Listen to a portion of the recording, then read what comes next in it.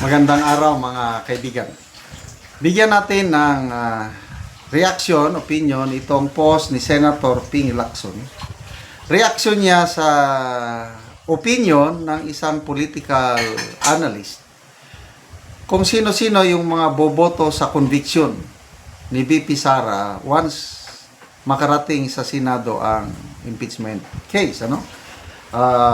Ito yung post ng Bilyonaryo News Channel. Political strategies. Pangilinan, Hontiveros, Soto, Lacson likely to vote for VP Sara impeachment. Narinig ko yan si Mr. Lito Banayo. Apat ang sabi niya, siguradong nakikita ko boboto ng conviction ni VP Sara.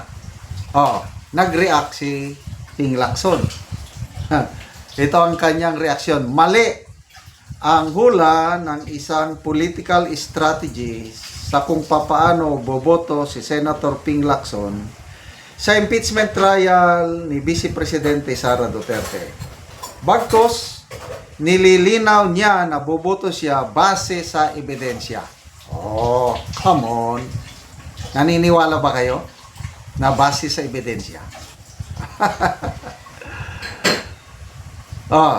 Dito sa Blue Ribbon Committee investigation, may mga lead. Nandyan na, klarong lead. Sinundan ba niya yung lead para tumbukin ang mga pinaghihinalang mastermind?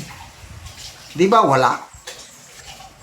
Kaya, I don't know sa inyo, ako, nung una, believe ako dito kay Senator Lacson. As in, pagdating sa anti-corruption, napakataas ang paghanga, respeto ko sa kanya. But nakakapanghinayang, nung hinawakan niyang Blue Ribbon Committee investigation, wala na. Parang, opinion ko lang ito, sa tingin ko, parang may pinagtatakpan siya. Kaya ngayon, dito sa impeachment ni VP Sara, sabi niya, boboto si Lacson base sa ebidensya. I don't know kung maniwala kayo. Ako parang hindi.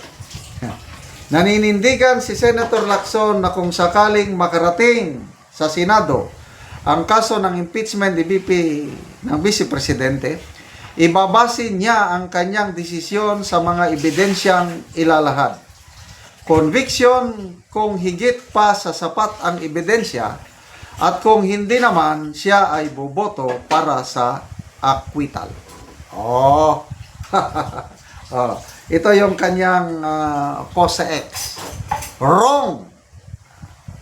Yung political strategies na nag-predict na boboto siya ng conviction. Wrong! I will convict if there is more than sufficient evidence. Otherwise, I'll acquit. Palakpakan naman. Tignan natin ang nag-react. People who reacted. Dito mo makikita kung marami bang naniniwala sa kanyang pahayag. 2,000 people nag-react, 1,600 ang tumatawa, 415 lang ang nag-like. So anong percentage yan? 80%? So ganyan na katindi yung opinion ng taong bayan.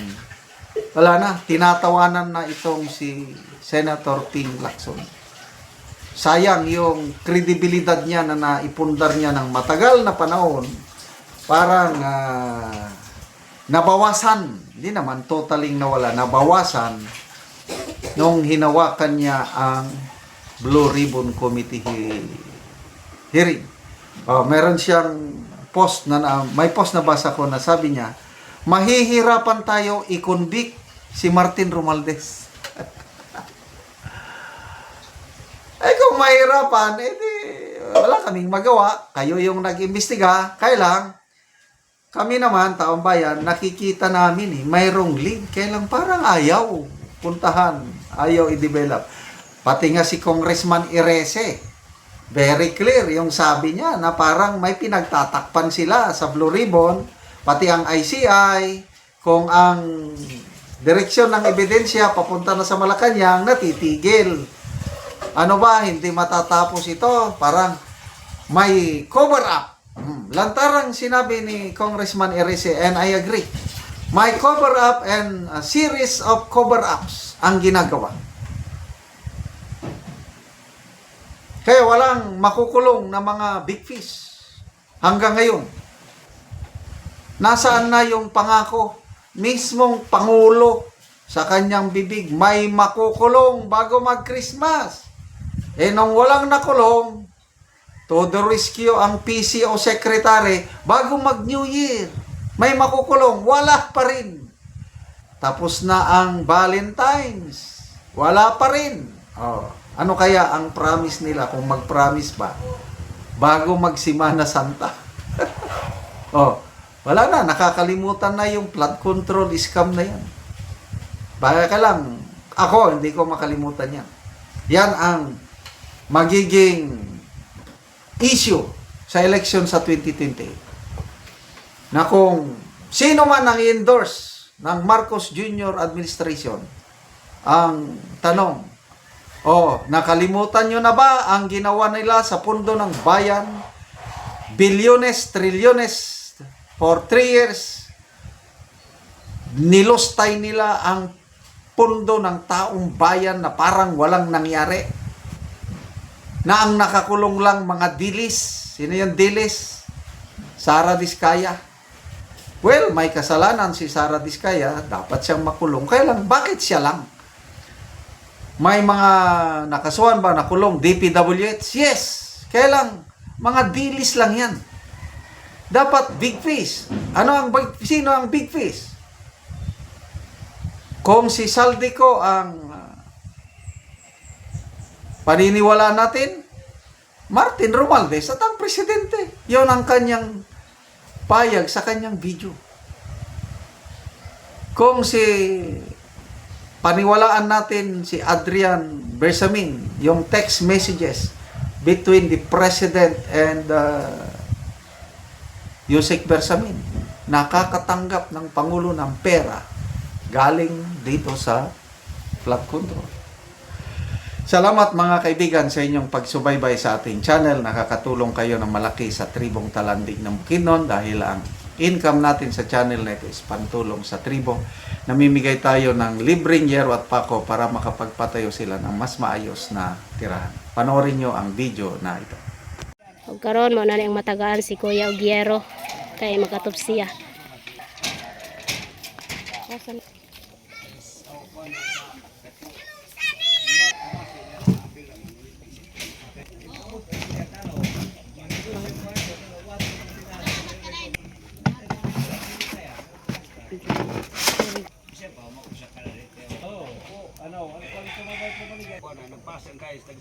Ako rin saka ikaw.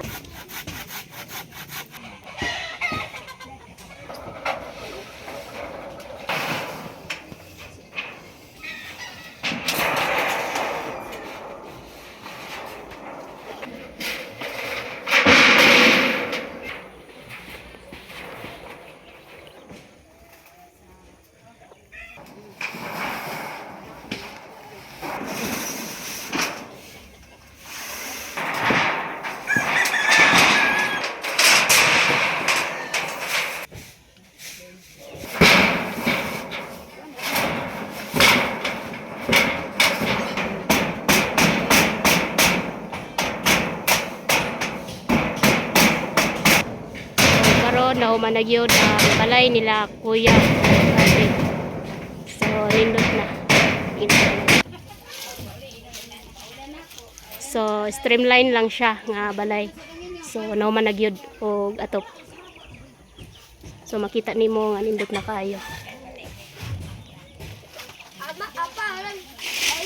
Good morning sa tanan, sa mga nag-sponsor o nag-tanaw sa mga videos namo dire. Good morning. Ug sa nagpasalamat ko sa mga vlogger o sa tanan nga nagtanaw ni.